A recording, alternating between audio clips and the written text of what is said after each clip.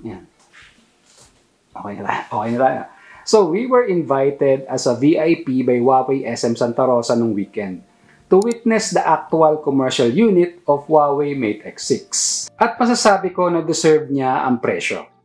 Sabihin ko sa iyo kung magkano.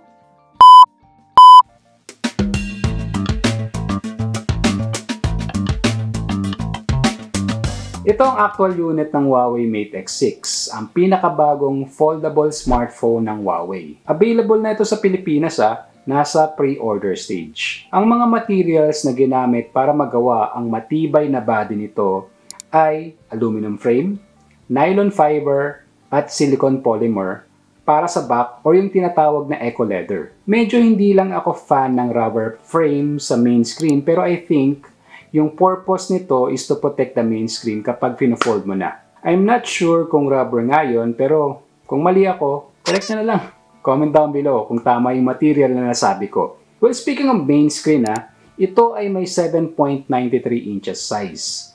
Meron na din itong screen technology na OLED. 120Hz refresh rate at meron na rin itong 1800 nits peak brightness. Ang cover screen naman, yung pinaka-screen niya kapag pinold mo sa labas, meron 6.45 inches. OLED din, meron ding 120Hz refresh rate at ito naman ay may 2500 nits peak brightness kasi mas mataas ang brightness capacity ng cover screen since mas madalas naman itong gagamitin or magagamit kaysa dun sa pinaka main screen kapag ginagawa mo siyang tablet. Ang processor nito ay Kirin 9020 na super flagship level with Malion GPU na gawa rin ng Huawei Tech. Octa-core with an average speed of 2 GHz. Kung sa multitasking workload, kaya nitong mag-open ng 3 application ng sabay-sabay. Nung dinemo sa amin, 3 applications simultaneously running. Ang RAM profile na nakita namin or na-test namin during that day is 12GB at merong 512GB internal storage. As per the product trainer, it's the same capacity for the commercial unit. Pagdating naman sa camera profile, meron itong rear camera module na may 3 sensor. Una, yung main sensor na 50 megapixel, 1.4 aperture opening para sa bokeh shot. Second is 48 megapixel naman para pang telephoto na may 4x optical zoom. At yung pangatlong sensor naman sa likod ay may 40 megapixel ultra-wide para sa group shot, landscape, or kung gusto mo ng architectural photography. Hindi ko lang na-try thoroughly yung camera but by the looks of the sample shots here,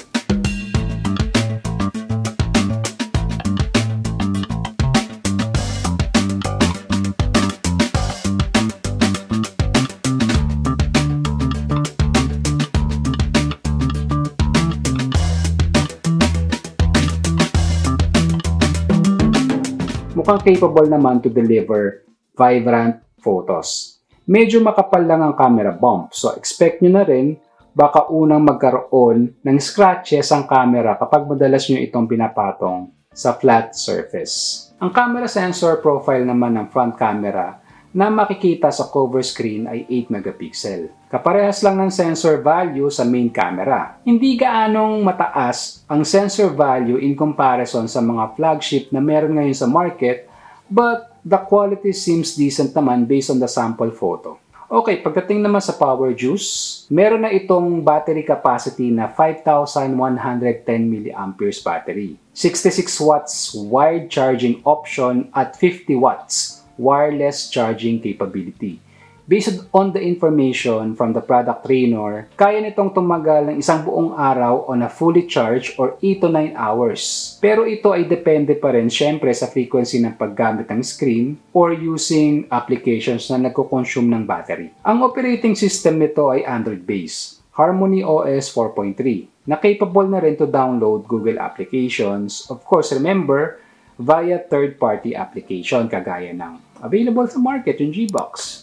But syempre, at the end of the day, iba pa rin ang organic. Since ang Huawei ay may sarili namang app gallery, halos complete na rin ang mga kailangan mong application sa app gallery. Especially yung mga basic at necessary apps like banking, like tools, and utility applications. Well, lahat naman tayo nag-wish na sana in the near future ma-lift na yung ban ng Huawei in the near future para makabalik na officially ang Google Play Store sa mga Huawei devices. So, para ma-enjoy na rin natin yung ibang apps na wala sa Huawei App Gallery. Anyway, with or without Google, it's a bleeding edge tech as a proof as of the moment from Huawei Tech. So, ayun na nga. Ito ang aking simple, short, and brief info for the new Huawei Mate X6. You can visit yung pinakamalapit na concept store sa inyong lugar or sa mall na merong concept store. They have a pre-order on selected concept store or selected stores. Ang SRP pala nito ay 115,000 to 120,000 as of recording of this video. Kaya invest wisely. If this is for you, go for it. If not, marami namang ibang smartphone brand na pwede o swak sa budget mo. Okay, remember that. So ayun, maraming salamat sa panonood at sana ay nakatulong ako para sa mga info na kailangan nyo about Huawei Mate X6. Kagaya ng lagi kong paalala, stay safe, stay healthy, and be nice to deserving people. Ingat!